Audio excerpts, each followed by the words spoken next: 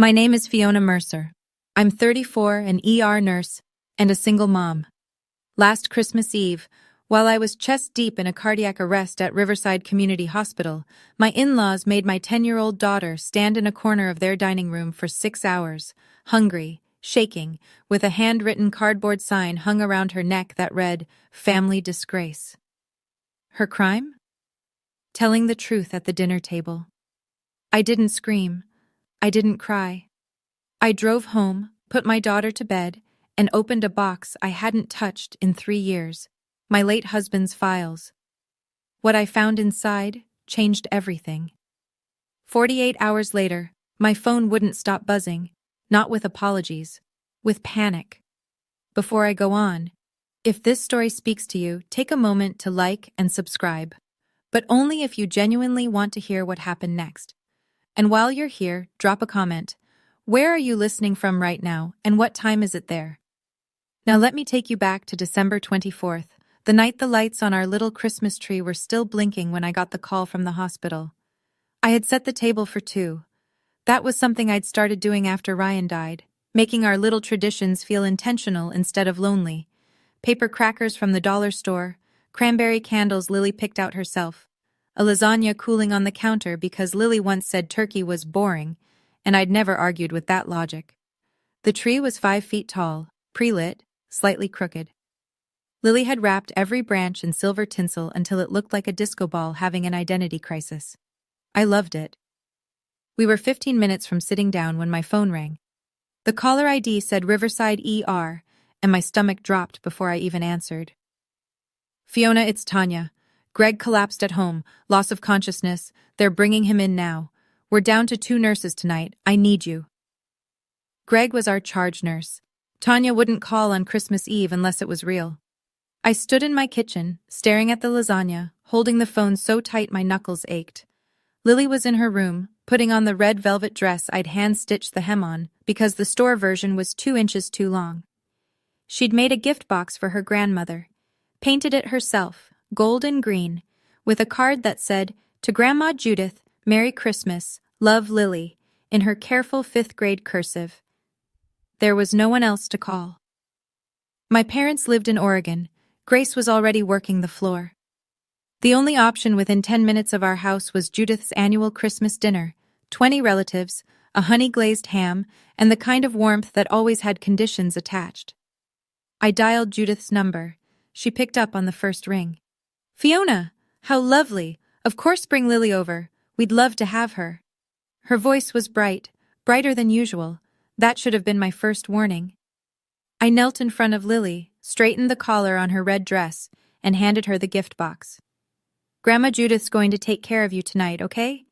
Me has to go save someone at work." Lily hugged me at the door. Her breath came out in a white cloud, 28 degrees and dropping. "Come back before midnight, Mom. I promise." I didn't keep that promise. The ER on Christmas Eve is a specific kind of chaos. It smells like antiseptic and cinnamon. Someone always brings cookies and they sit on the nurse's station getting stale while we run. That night we had a 3-car pileup on Route 17, a toddler with a febrile seizure, 2 alcohol poisonings, and Greg's empty chair reminding us we were short-handed. I moved on autopilot. Start the IV. Check the monitor. Update the chart. Next patient. My hands knew what to do, even when my mind kept drifting 10 minutes south to Judith's house, where my daughter was sitting at a table full of people who shared her last name, but had never once asked how she was doing in school. At 10:17 p.m., I finally got a 90-second break. I pulled out my phone behind the supply cart. 3 missed calls from Lily. 1 text, sent at 9:43 p.m. "Mom, please come get me." No context, no emojis. Lily always used emojis. My thumb was already on the callback when the phone connected, but it wasn't Lily's voice on the other end. "Fiona, it's Judith." Calm, measured, the voice she used at church fundraisers. "Lily's fine. She's just being a little dramatic. She's playing with the cousins now. Focus on your shift, honey." I heard nothing in the background. No kids laughing, no music, just the low hum of a dishwasher. "Can I talk to her?" "She's in the other room. I'll have her call you later."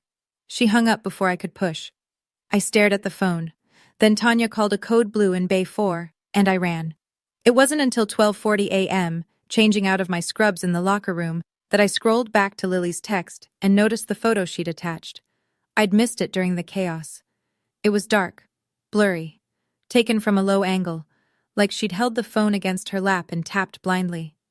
I could make out a corner of a room, the edge of a dining chair, and on Lily's chest, the bottom of something rectangular. Cardboard, maybe. With black writing I couldn't quite read. I zoomed in. My fingers went cold. I could only make out 2 words: family and disgrace. I was in my car in under 3 minutes. The porch light at Judith's house was off. Every other house on Maple Ridge Lane had their Christmas lights blazing, but 414 was dark, like the party had packed up and pretended it never happened. I knocked. Then I knocked harder. Judith opened the door in her silk bathrobe, reading glasses pushed up on her head, as if she'd been settling in for the night, like it was perfectly normal for my 10-year-old to still be here at 1:20 in the morning. "Fiona, goodness, you could have waited until—" I stepped past her. The living room smelled like cinnamon and dish soap. The long dining table had been cleared, chairs pushed in neat. The only thing out of place was my daughter, sitting on the love seat in the far corner of the room, her red velvet dress wrinkled, her eyes swollen, and her hands resting on a piece of cardboard in her lap, like she'd forgotten it was there. The sign was roughly 12 by 18 inches, cut from a shipping box, written in thick black Sharpie, the same looping cursive Judith used on her Christmas cards every year. I would know that handwriting anywhere. Family Disgrace. Lily looked up at me and didn't say a word. She didn't need to. Her eyes said everything. Hours of everything. I crossed the room, knelt in front of her, and gently lifted the sign off her chest. The yarn they'd used to hang it around her neck had left a red line on her skin. I folded the sign once, twice, slipped it into my coat pocket. Then I looked at Judith. She stood in the doorway of her own living room with her arms folded, chin raised, waiting for me to yell. I didn't yell. I picked up my daughter, carried her to the car, and buckled her in. I closed the door quietly. I walked around to the driver's side, started the engine, and pulled away from 414 Maple Ridge Lane without saying a single word to Judith Mercer. Not because I had nothing to say, because what I had to say, I would say with paperwork. Lily didn't speak for the first 4 minutes of the drive. I didn't push. I turned the heat up to 78 and pointed the vents toward her side. Her hands were like ice when I'd lifted her. Then, somewhere between the gas station and our street, she started talking. Quiet, flat. The way children speak when they've been told their feelings don't count. I said something at dinner, Mom, about Uncle Derek. What did you say? I heard him on the phone last week, at Grandma's house when I was in the hallway. He was talking about taking money from my college thing, the one Grandpa set up. He said he needed it for something. I didn't understand all of it. She paused, pulled at a thread on her dress. At dinner, Aunt Karen was talking about how Uncle Derek just bought new stuff for his truck, and I said, "Is that from my college money?" I didn't mean to be bad. I just asked. I gripped the steering wheel so hard my knuckles cracked. Then what happened? Everyone got really quiet. Uncle Derek said I was making things up. Grandma Judith said I was a liar, and I needed to learn what happens to liars in the Mercer family. She got the cardboard from the garage and wrote on it. She made me wear it. She told everyone not to give me food until I apologized for lying. Did anyone say anything? Anyone at all? Aunt Karen laughed. The cousins went to the other room. Nobody said anything, Mom. I pulled the car over on Birchwood Drive, 3 blocks from our house. I unbuckled, leaned across, and wrapped my arms around my daughter. She was trembling. Not crying. Just trembling. Like her body had used up all its tears hours ago. Lily, you are not a liar. You told the truth, and I am so proud of you. Mom, am I a bad person? No, baby. You are the bravest person I know. She fell asleep against my shoulder before I pulled into our driveway. I carried her inside, made her a peanut butter sandwich, sat on the edge of her bed while she ate it in half-conscious bites, and read 2 chapters of The One and Only Ivan until her breathing slowed. Then I closed her door, walked to the kitchen, and did something I hadn't done in 3 years. I looked at the box on the top shelf of the hall closet, the one labeled Ryan, Documents. The one I'd shoved up there the week after the funeral and never opened because every time I saw his handwriting I couldn't breathe. I pulled it down. But first, coffee.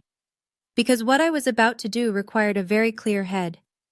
The box was a standard banker's box, white cardboard, Ryan's handwriting and blue ballpoint on the side. Inside, life insurance paperwork I'd already dealt with, our marriage certificate, Lily's birth certificate, a bundle of photos from our honeymoon in Shenandoah, and at the very bottom, a manila envelope sealed with clear packing tape. The envelope was heavier than I expected. I slid it open with a kitchen knife. Inside were 3 documents. The first was a certified copy of a quitclaim deed, dated April 14th, 4 months before Ryan's accident. It transferred full ownership of the property at 26 Birchwood Drive. Our house, the land, everything, from Ryan Mercer to Fiona Mercer, signed by Ryan, notarized, stamped by the clerk of the Circuit Court for Henley County, Virginia. The second was a printout from the county recorder's website confirming the deed had been filed and recorded. Official, legal, done. The third was a handwritten note on yellow legal paper, folded twice. Fiona, this house is yours and Lily's. I took care of it. Don't let anyone tell you otherwise. R. I read it 3 times. The handwriting blurred the 3rd time because my hands were shaking. Not from sadness, from something harder to name. Something between fury and relief, and the aching wish that he could have told me in person. For 3 years, I had lived in this house believing it sat on Mercer family land, that Judith could revoke our right to be here with a single phone call. That belief had kept me quiet through every passive-aggressive remark, every cold shoulder at family dinners, every time Judith reminded me that this property has been in the Mercer family for 2 generations. It was in the Mercer family. It was in my name. I opened my laptop, navigated to the Henley County Property Records portal, and typed in our address. The screen loaded. Owner of record, Fiona A. Mercer. I closed the laptop, picked up Ryan's note, held it against my chest for a long moment. Then I set it down, opened a fresh browser tab, and searched. Virginia property owner rights, occupant removal, 30-day notice. It was 3:47 a.m. on December 26th. My daughter was safe in her bed, and for the first time in 3 years, I knew exactly where I stood. On my own ground. The phone rang at 8:02 a.m. I was on my second cup of coffee, sitting at the kitchen table with a legal pad full of notes, and Lily was still asleep. Caller ID, Judith Mercer. I let it ring 4 times. Then I picked up. Not because I wanted to talk, because I wanted to listen. Fiona. Her voice was warm, concerned, perfectly calibrated. The voice of a woman who had rehearsed her opening line. I was worried about you. You left so abruptly last night without even saying goodbye. That's not like you. I said nothing.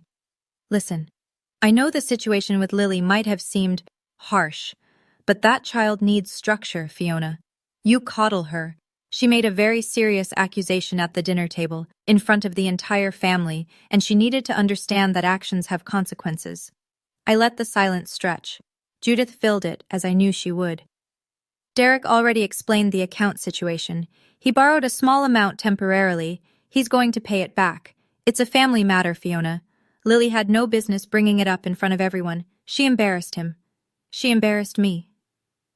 There it was. Not Lily was hurt. Not I went too far. Lily embarrassed her. I hear you, Judith. Good. So we can move past this. And Fiona? Her voice dropped half a register, the way it always did when she reached for her leverage. I shouldn't have to say this, but you do live on Mercer property. It would be very unfortunate if this kind of drama made that arrangement complicated. I looked at the quitclaim deed on the table in front of me, at Ryan's handwriting, at the county recorder's stamp. I understand, Judith. Thank you for calling. I hung up. She would replay that conversation in her head later and think she'd won. She'd think the threat had landed, that I was, once again, the quiet daughter-in-law who knew her place. She had no idea I'd just recorded every word.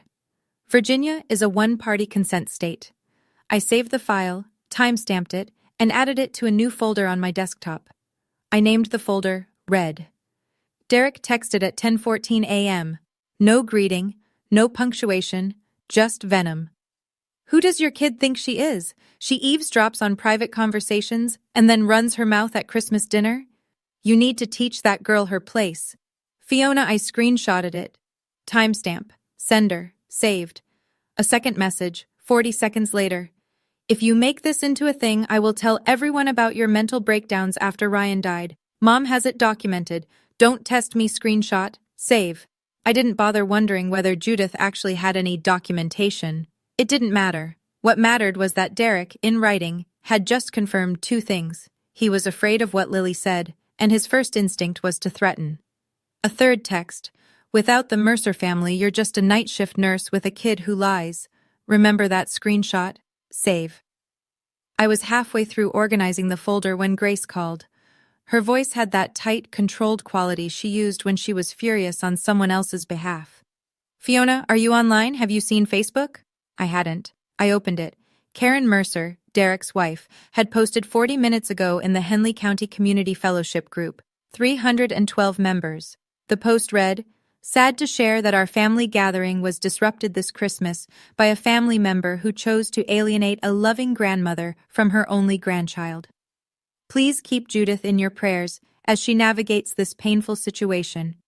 Family should come first." 47 likes, 12 shares. A comment from someone named Brenda. "This is why family values are disappearing. Praying for Judith." I screenshotted the post, the comments, the share count, the timestamp. All of it went into the red folder. Grace said, "What are you going to do?" "Nothing, online." "And offline?" "I'm calling a lawyer." Grace showed up at noon with 2 coffees, a bag of cinnamon bagels, and a coloring book for Lily. That was Grace. She never arrived empty-handed, and she always thought about the kid first. Lily was on the living room floor, still in her pajamas, quiet but okay. She'd eaten breakfast. She hadn't mentioned last night. I hadn't pressed. There would be time for that conversation, with a professional in the room, not just me fumbling through it. Grace and I sat at the kitchen table with the door cracked, so we could hear Lily humming along to something on her tablet.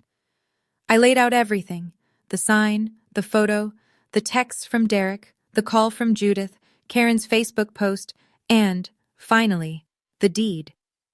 Grace picked up the quitclaim deed, read it twice, and set it down slowly. Ryan did this? 4 months before the accident. He never told me. Because he knew. Grace looked at me. He knew his family, Fiona. And he made sure you'd have ground to stand on, literally. I stared at the yellow legal note in his handwriting and felt something crack behind my sternum. Not grief. I'd burned through the worst of that years ago. This was something closer to gratitude, sharp and aching. "You need Nathan Cordero," Grace said. "Real estate and trust law. My ex used him during the divorce. He's thorough, he's fast, and he doesn't do drama. He does documents." "I don't want a war, Grace. I just want Lily safe." Grace reached across the table and put her hand on mine. "This isn't a war. This is protecting what's yours. Ryan already handed you the shield. You just have to pick it up." I called Nathan Cordero's office at 12:34 p.m. His assistant said he could see me the next afternoon, December 27th, 2 p.m. I took the appointment.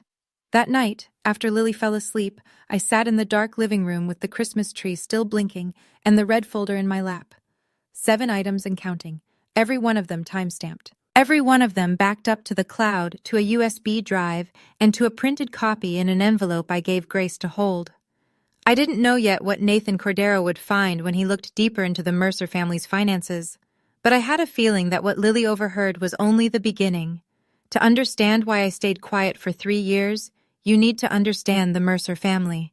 Ryan was the eldest son, the responsible one, the one who paid the property taxes on his mother's house when she forgot, the one who drove 4 hours to fix the plumbing on Thanksgiving weekend, the one who co-signed Derek's car loan when Derek was 23 and had already defaulted on a credit card.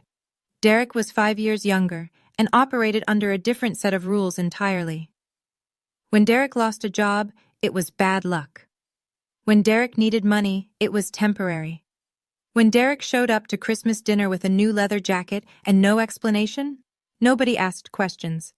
Because asking questions in the Mercer family was considered a form of aggression. Ryan saw it. He never said it that bluntly, but I could read between the lines of what he told me. One night, about a year before he died, he said, "My dad set up a 529 for Lily, 47,000. Mom's listed as custodian because I was deployed when Dad filed the paperwork, but it's Lily's. I need you to know that." I asked why he was telling me like it was a warning. He just squeezed my hand and said, "Because my family loves the idea of money more than they love the people it's supposed to help." Harold Mercer, Ryan's father, died 2 years before Ryan. After Harold's passing, Judith became the gravitational center of the family, and her gravity had a preference. Derek was the moon she pulled closest. I was the comet she tolerated for orbit, useful, distant, and expected to burn out quietly. When Ryan died, the first thing Judith asked me, not at the funeral, at the hospital, while I was still wearing the clothes I'd slept in for 2 days, was, "What's happening with the life insurance?" Not "How are you?" Not "How's Lily?" The life insurance. I used that money to pay Ryan's medical debt and keep Lily and me afloat. Judith suggested I share a portion with Derek, who was struggling. I said no. It was the only time I'd ever refused her directly, and she never forgot it. From that point on, the temperature dropped. Gradually, then all at once. Fewer invitations, shorter phone calls, comments at family gatherings just loud enough for me to hear. "Lily's getting so quiet. I wonder where she gets that from." And always underneath everything, the reminder, "You're living on Mercerland, Fiona. Don't forget who made that possible." I didn't forget. I just didn't know yet that it wasn't true. Nathan Cordero's office was on the second floor of a converted brick building on Main Street, above a bakery. The whole stairwell smelled like sourdough. It was the kind of detail my brain grabbed onto because the rest of me was running on 4 hours of sleep and an anxiety level I was managing through sheer professional discipline. He was mid-40s, neat desk, no family photos, just diplomas, and a Virginia state flag in the corner. He shook my hand, gestured to the chair, and said, "Tell me everything. Start with the property." I set the red folder on his desk and opened it like a patient chart. Deed first. Nathan examined the quitclaim deed for 2 minutes without speaking. He checked the notary seal, the recording stamp, the grantor and grantee lines. Then he pulled up the Henley County property records on his own screen, typed in the address, and turned the monitor toward me. "Ms. Mercer, this deed is valid and properly recorded. You are the sole legal owner of 26 Birchwood Drive and the 0.8-acre parcel it sits on. There is no encumbrance, no lien, and no co-owner." I exhaled. I hadn't realized I'd been holding my breath. "Now," he said, "tell me about the 529. I told him what I knew. Harold Mercer set it up for Lily, $47,000. Judith listed as custodian. Ryan believed the money was untouched. Lily overheard Derek talking about withdrawals. Nathan pulled up the 529 custodial account portal, asked me for the information I had, Lily's social security number, Harold's name as original contributor, and submitted an inquiry request to the financial institution managing the plan. "We'll have full transaction records within 5 to 7 business days," he said. Then he paused, pen hovering over his legal pad. "How much do you expect is left?" "I don't know." Lily heard Derek say he needed it. I'm hoping she misunderstood. "And if she didn't? Then I want every dollar accounted for." Nathan nodded and wrote something down. Then he looked up. "One more thing. I ran a standard check on your property. Your address, 26 Birchwood, is currently listed under a homestead exemption. Do you know who filed it?" I didn't file a homestead exemption. I didn't even know what one was until Nathan explained it. A tax reduction for a primary residence claimed by the property owner. Except I hadn't claimed it. Someone else had.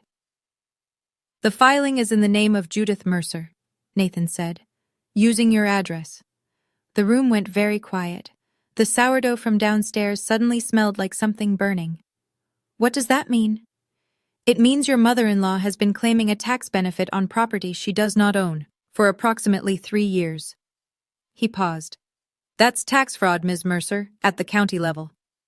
I sat in Nathan's chair and did the math without meaning to. 3 years of reduced property taxes on a home she didn't own. 3 years of a benefit she wasn't entitled to.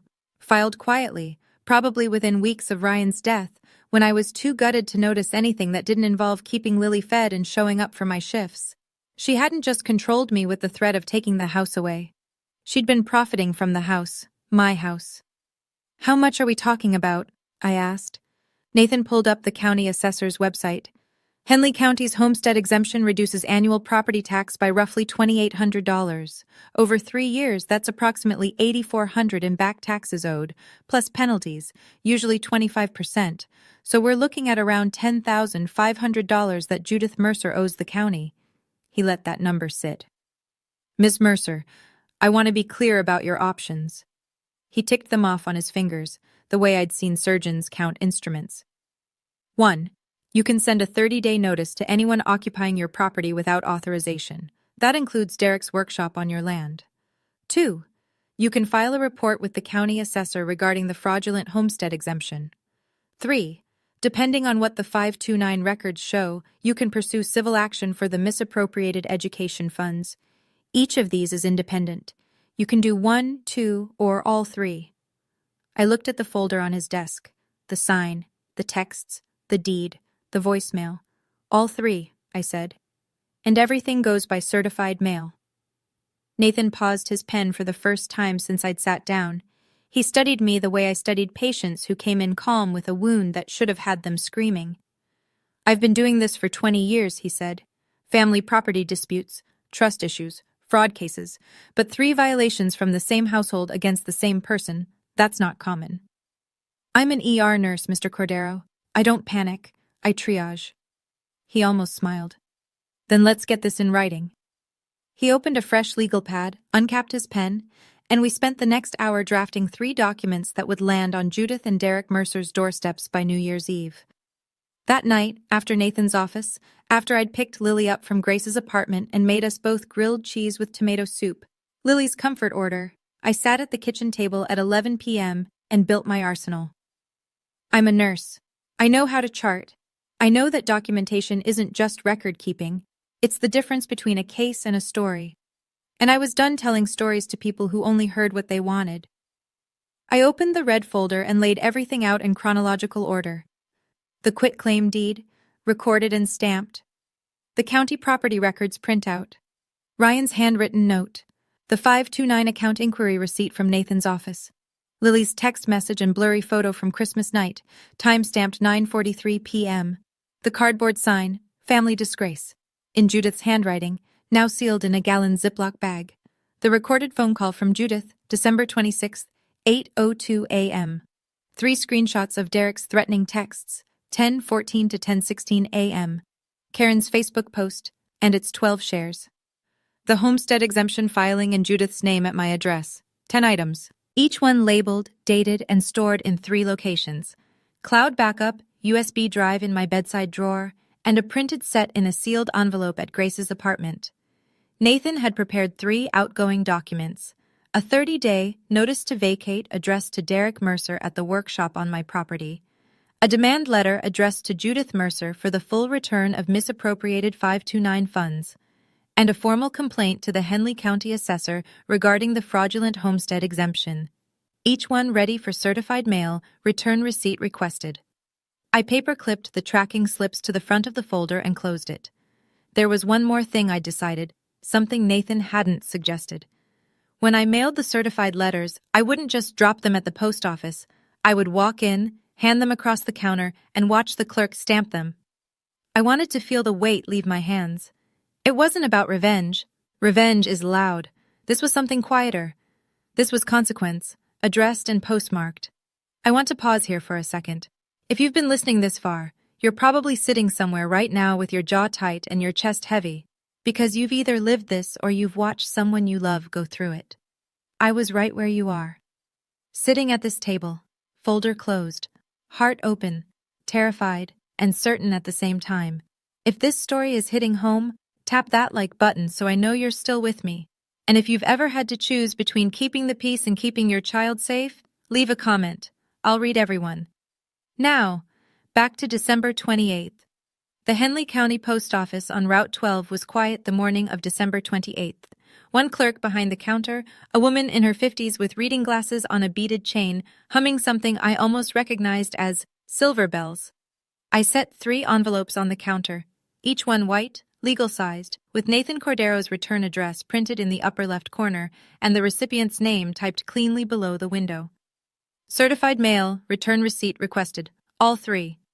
The clerk weighed each one, printed the green certified labels, and affixed them.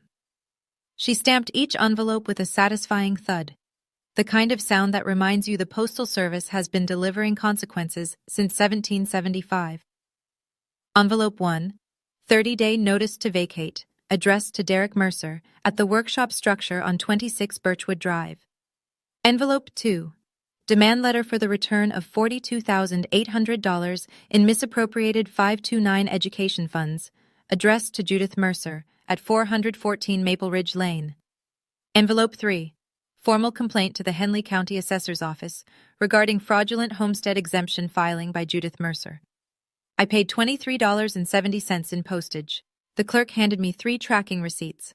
I photographed each one, texted the tracking numbers to Nathan, and slid the receipts into the red folder. 3 envelopes, combined weight, less than 2 ounces each. But when they arrived, and they would arrive, because certified mail always does, they would carry the weight of every night I'd bitten my tongue at Judith's table, every time Derek had smirked at me across the room, every whispered, "Remember whose land you're on." I walked back to my car in the cold December air. My breath came out in clouds. The sky was that flat Virginia gray that means more cold is coming. I checked the USPS tracking app before I started the engine. Estimated delivery? December 30 to 31, right around New Year's Eve. There was something poetic about that. A year ending, a silence breaking, and 3 envelopes making their way through the system, unstoppable and indifferent, the way consequences ought to be. The property dispute was one thing, the money was another, but there was a layer underneath all of it that I couldn't address with certified mail. The fact that my daughter had been emotionally abused by a family member in a room full of adults who did nothing. I am a registered nurse. In the state of Virginia, I am a mandated reporter. That means if I have reasonable cause to suspect a child has been abused or neglected, I am legally required to report it. There is no exception for family. There is no exception for Christmas. On the afternoon of December 28th, after I dropped the envelopes at the post office, I called the Henley County Department of Social Services Child Protective Services hotline from my parked car. I gave them my name, my credentials, and a clear, factual account of what happened on December 25th. A 10-year-old child was publicly humiliated, forced to wear a degrading sign, denied food for approximately 6 hours, and isolated from other children as punishment for speaking the truth. I provided Lily's time-stamped photo from 9:43 p.m., I provided the physical sign, now preserved. I provided Judith's name, Derek's name, and the address where the incident occurred. The intake worker assigned a case number. A caseworker would contact me within 48 hours to schedule a child interview, with my consent, in an environment where Lily felt safe. I also called Lily's pediatrician that afternoon and got a referral for Dr. Amara Singh, a licensed child psychologist who specialized in family-related emotional trauma. First available appointment, January 3rd. I took it. I reported hundreds of suspected abuse cases during my career. I've called the hotline from curtained ER bays at 2 in the morning, whispering so the parent in the waiting room wouldn't hear. It never gets easier. But this time was different. This time, I wasn't calling about a stranger's child. I was calling about mine, and my hand didn't shake once. That evening I did something radical. I put the folder away. Not forever, just for the night. Because my daughter needed mac and cheese more than she needed a mother hunched over legal documents, and I had spent enough of the last 3 days being strategic. Lily deserved a few hours of me being just mom. We made it together. She stirred the cheese sauce while I boiled the noodles, and she told me about a book she was reading, The One and Only Ivan, about a gorilla in a mall who finds a way to change his life through a drawing. She talked about it the way she talked about everything she loved. Fast, with her whole body, hands gesturing, eyes wide, completely alive. Mom, Ivan doesn't yell at anyone. He just draws the truth and people finally see it. I almost dropped the colander. We ate on the couch with the Christmas tree still plugged in. I hadn't taken down the decorations, Normally I would have by now, but something about those little blinking lights felt necessary, like the house needed to remember that Christmas had started out okay, even if it ended somewhere terrible. Lily leaned into me, her plate balanced on her knees, and said, "Can we just stay like this?" "Like what?" "Just us, in our house, with the lights on." "Yeah, Lily, we can stay exactly like this." She fell asleep against my arm around 8:30. I carried her to bed, pulled the quilt up to her chin, and kissed her forehead. She smelled like cheese and shampoo, and 10 years of the best thing I'd ever done. I stood in the hallway outside her room for a moment, listening to her breathe. Then my phone buzzed. USPS tracking update, envelope 1, status, out for delivery. Estimated arrival, December 30th, tomorrow. I turned off the hallway light, walked back to the kitchen, and let the silence settle around me like armor. Nathan called at 9:15 the next morning, December 29th. His voice had the same measured tone it always did, but I was starting to learn the difference between his confirming information voice and his "you need to hear this" voice. This was the second one. "Miss Mercer, 2 updates. First, the county assessor's office has received your complaint. They've opened a review. Standard timeline is 10 business days for the initial assessment. If they confirm the homestead exemption was filed fraudulently, Judith will receive a notice of back taxes owed plus a 25% penalty, payment due within 90 days of the notice." I wrote the dates in the margin of my legal pad. 10 business days from December 28th, put the assessment around January 13th. Second, I've submitted the records request for the 529 custodial account. The financial institution confirmed receipt and will release full transaction history within 5 to 7 business days. Once we have that, we'll know exactly how much was withdrawn, when, and to what account. And if it's what we think it is? Then you have 2 options. A demand letter for voluntary repayment, which we've already sent. If they don't comply within 30 days, I file a civil action in Henley County General District Court. Given the amount, over $40,000, this goes beyond small claims. We'd be looking at a hearing, possibly a default judgment if they don't respond. How long would that take? If they don't contest, 6 to 8 weeks from filing to judgment. I did the math. Demand letter sent December 28th, 30-day deadline, January 27th. If no payment, Nathan files late January, judgment by mid-March. Do it, I said. And Nathan, if they call your office trying to negotiate before the 30 days are up? I'll listen, but I don't negotiate without documentation of ability to pay and a signed repayment agreement. I'm not in the business of handshakes. Neither am I. Not anymore. I hung up, checked the USPS tracker one more time. Envelope 2 now showed in transit to destination, and circled January 27th on the kitchen calendar in red. 30 days. The clock was running. December 30th, 11:47 a.m., USPS, tracking updated. Envelope 2. Delivered. Signed by J. Mercer. I stared at the screen for exactly 4 seconds. Then I set the phone down, face up on the kitchen table, and waited. 43 minutes. That's how long it took. The first call came at 12:30 p.m. I didn't answer. Judith's voice on the voicemail was something I'd never heard before. Shrill, fraying at the edges, like someone who'd just discovered that the ground they'd been standing on belonged to someone else. "Fiona, what is this? You sent me a demand letter? Through a lawyer? Over some misunderstanding about Lily's account? Call me back, right now." Voicemail. 2:12:38 p.m. Louder. Less polished. "I am your mother-in-law. I raised the man you married, and you send me legal paperwork the week after Christmas? Do you have any idea how this looks?" Voicemail 3:12:51 p.m. And this was the one I saved twice, on my phone and on the cloud, because Judith Mercer, the woman who had spent 3 years telling me that my daughter was a liar, said the following. "Derek used that money to pay off his debts. I authorized it because he was in trouble, and that's what family does. I was going to put it back. It was a loan, Fiona. You're making this into something it isn't." I played it back. I authorized it. Not Derek acted alone. Not there's been a mistake. I authorized it. The woman who had forced my child to wear a sign that said, "Family Disgrace." for telling the truth about stolen money, had just admitted on a recorded voicemail that she knew about the stolen money all along. I timestamped the voicemail. I added it to the red folder. And I did not call her back.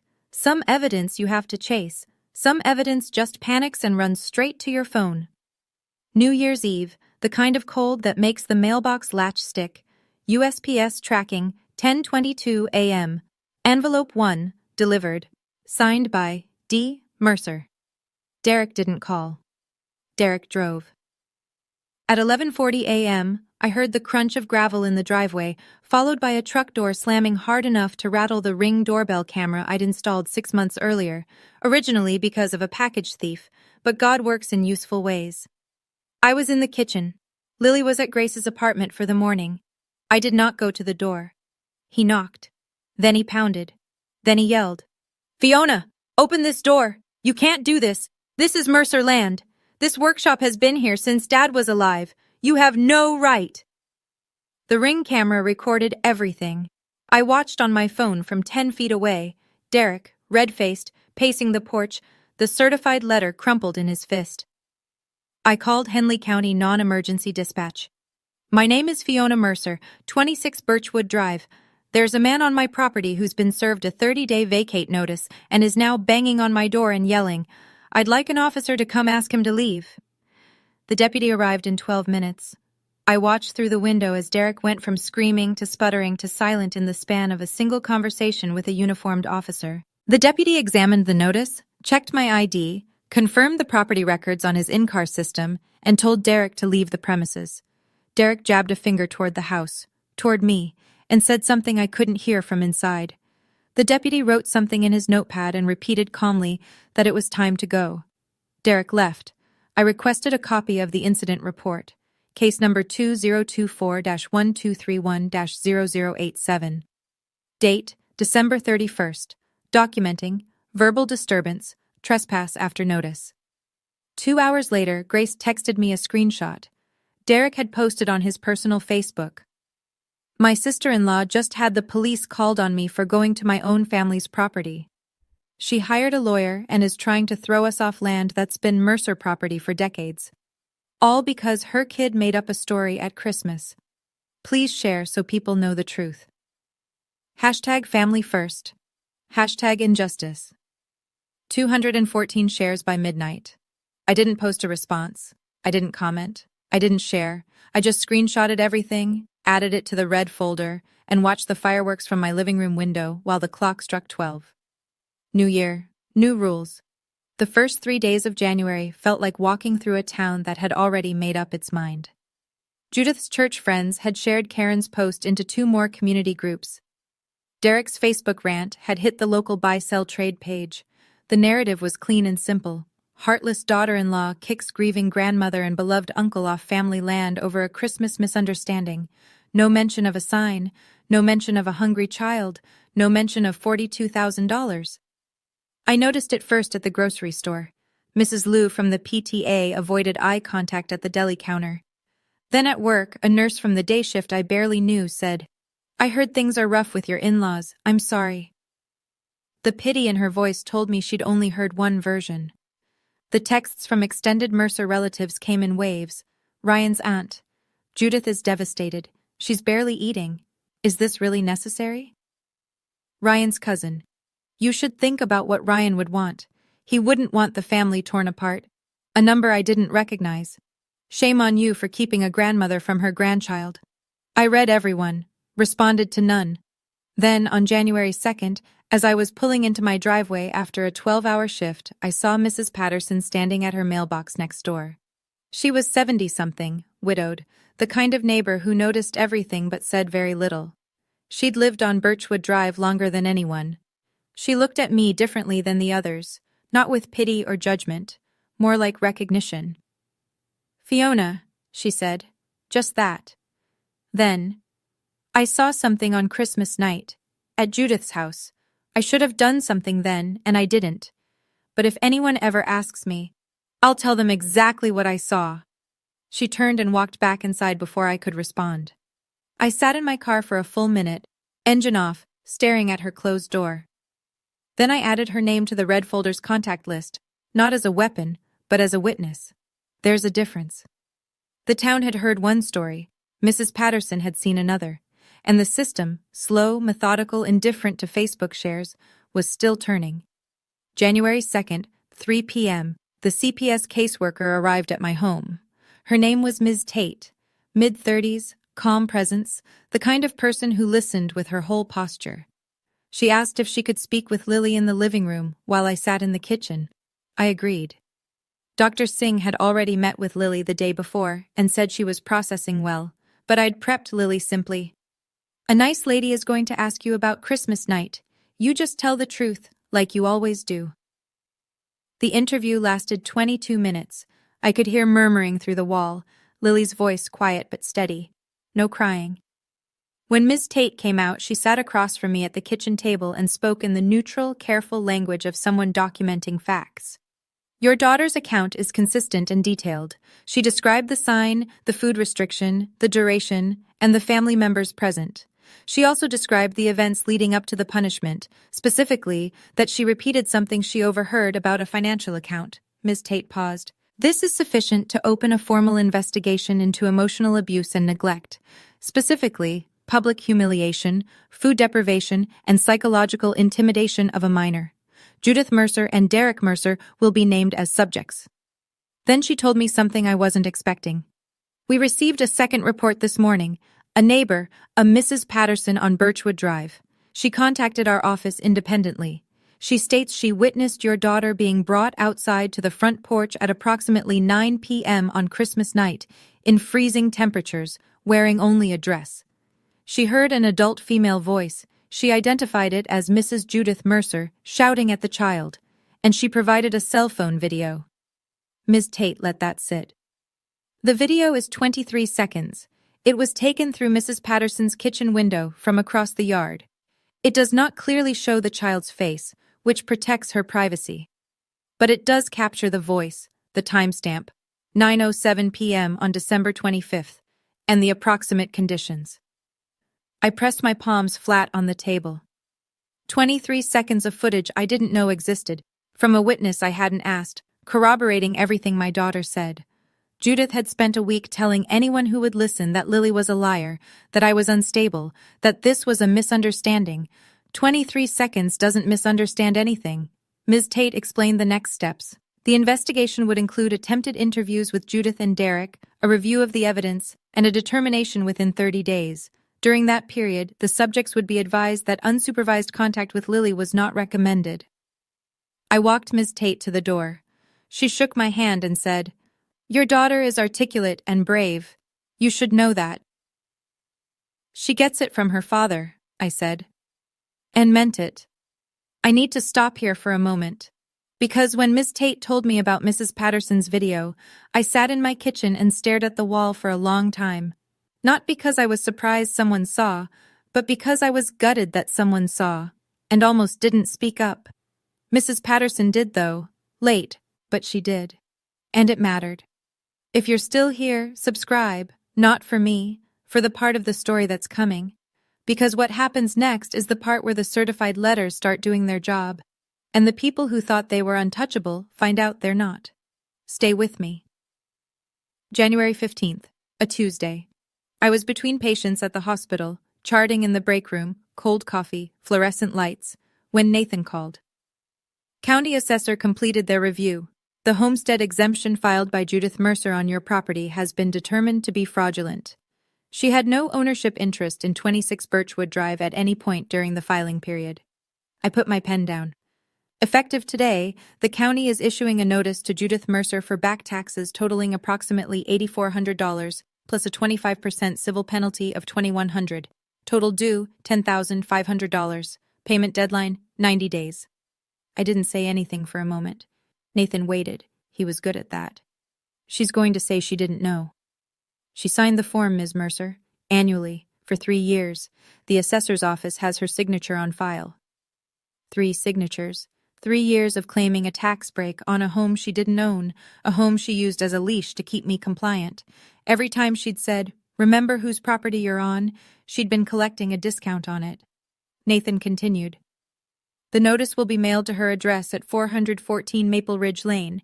Sincerely doubt she'll be in a festive mood when it arrives." He was right. Judith called my phone 4 times that evening. I didn't answer any of them. The voicemails were a study in deterioration, the first one indignant. "This is your doing, Fiona." The second one bargaining. "We can work this out if you just drop the complaint." The third one threatening. "I will tell everyone what kind of person you really are." And the fourth one something I'd never heard from Judith Mercer in all the years I'd known her. Silence. 12 seconds of open line. Then a click. That silence told me more than all her words ever had. It was the sound of a woman realizing that the system doesn't care about your reputation, your church group, or how many people shared your daughter-in-law's smear campaign on Facebook. The system cares about signatures. And Judith's were on file. January 20th, Nathan's office. Same sourdough smell in the stairwell, different weight in the room. He had a printed spreadsheet waiting for me on the desk, 4 pages, each line a transaction. The 529 custodial account records had come back. 23 withdrawals, Nathan said, turning the first page toward me. Over an 18-month period, beginning June of last year and ending November. Total withdrawn, $42,800. I looked at the columns. Date, amount, receiving account. Every single withdrawal routed to the same bank account, a personal checking account at Valley Federal, in the name of Derek P. Mercer. The custodian authorization was signed by Judith Mercer, Nathan continued. She granted Derek direct access to the account, which under 529 regulations is only permissible for qualified education expenses of the named beneficiary, in this case, Lily. And none of this went to Lily's education. Not a cent. The withdrawal descriptions are blank. No tuition invoices, no textbook receipts, no school supply documentation. These were straight cash transfers to Derek's personal account. $42,800.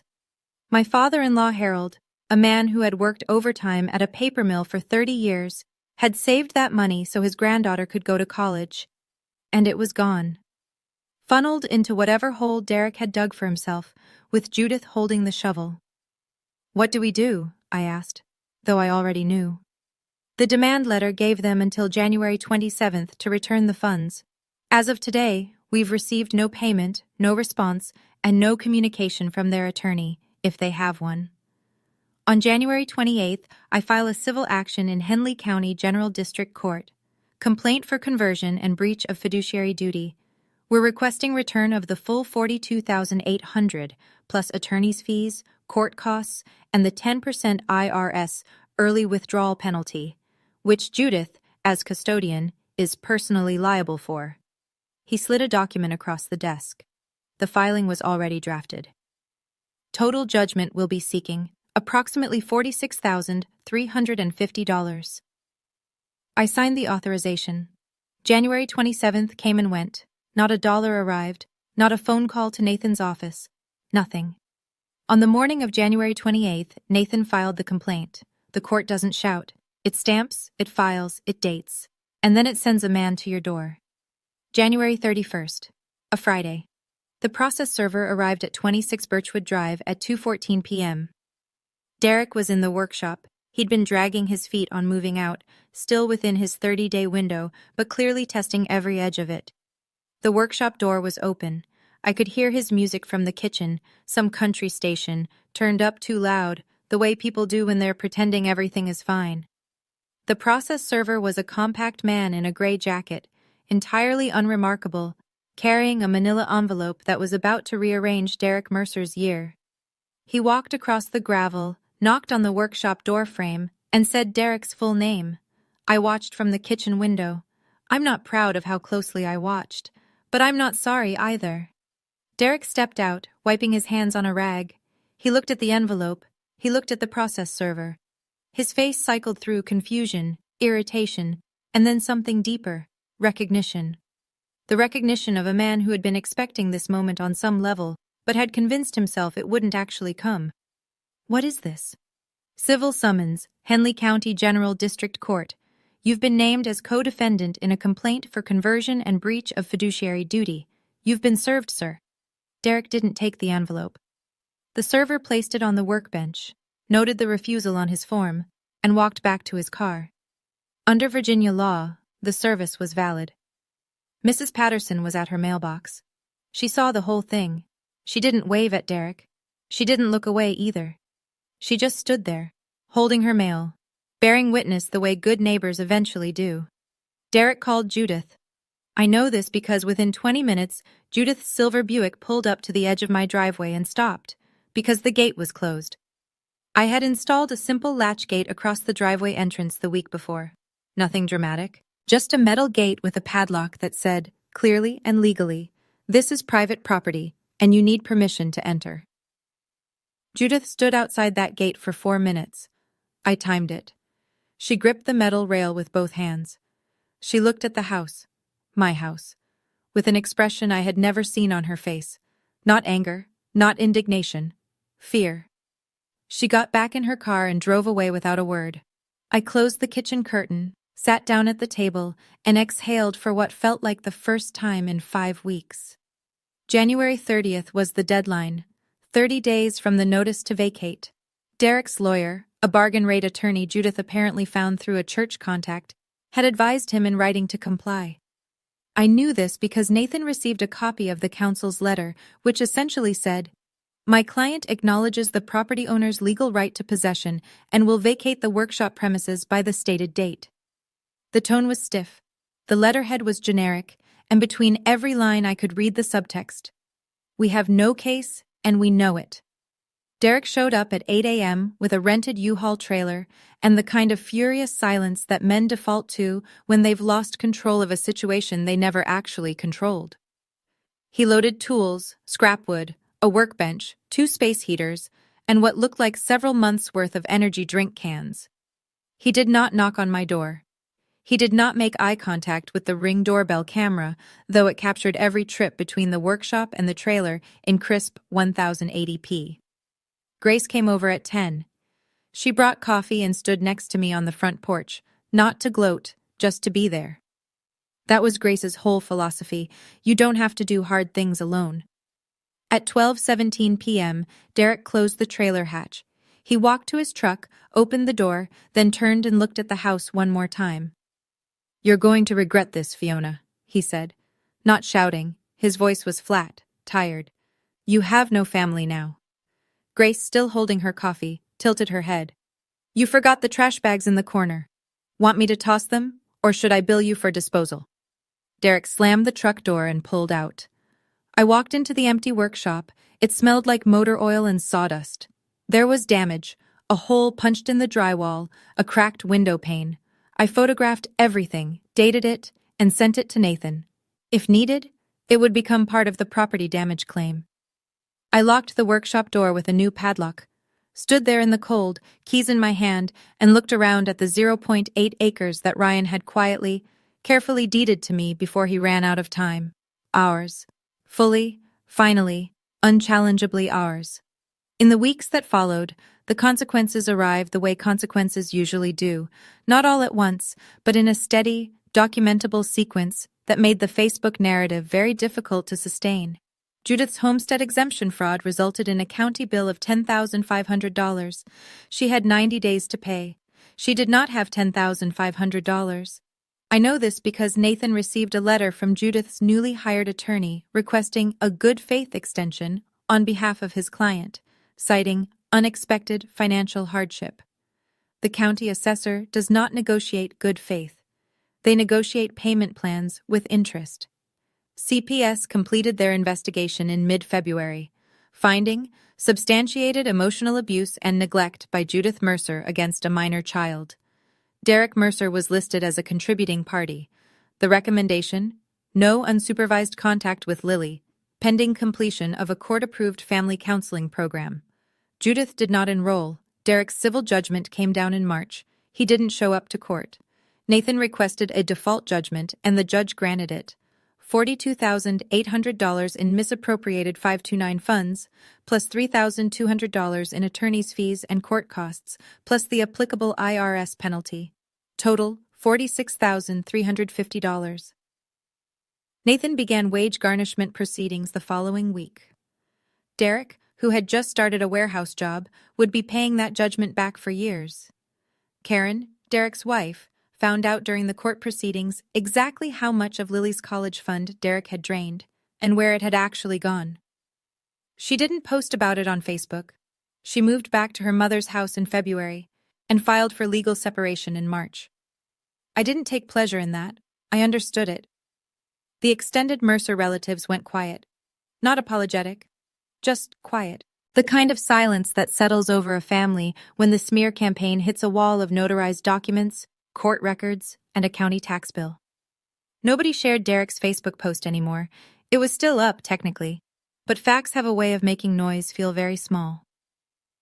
The call came the first week of February. A Saturday morning. Lily was at the kitchen table drawing, and I was washing dishes. When I saw Judith's name on the screen, I dried my hands, walked to the bedroom, and closed the door. I picked up. One last time.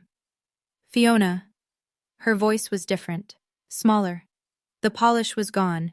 No church voice, no rehearsed warmth, just a 62-year-old woman who had lost her oldest son and was now watching the rest of her world follow. I know I don't have the right to call you. You don't. A long pause. I could hear her breathing. I made a mistake. With Lily, with the sign. I was angry and I went too far. I know that now. I waited. Please, she's all I have left of Ryan. Don't take her from me. I closed my eyes. Not because I felt sorry for her, though part of me understood the grief underneath the cruelty, but because I had to say the next words very precisely, and I didn't want emotion in any direction to blur them. Judith, I'm not taking Lily from you. I'm protecting her from what you did. Those are not the same thing. Silence. When you're ready to work with a family therapist, a licensed professional, not Pastor Dave, and when you've completed the counseling program CPS recommended, you can contact Nathan Cordero's office to discuss supervised visitation. You do not contact me. You do not contact Lily. You go through the process. Fiona? That's my boundary. It is not negotiable. I hung up. The call lasted 47 seconds. I know because I checked the call log afterward and added it to the red folder. Force of habit. I sat on the edge of my bed for a minute. My hands were steady, my jaw ached from clenching. The house was quiet except for Lily humming in the kitchen, something from a cartoon, I think, slightly off-key and entirely perfect. Family is not a sign around a child's neck. Family is the person who takes it off. In March, I opened a new 529 account. Same state plan, same goal, different custodian.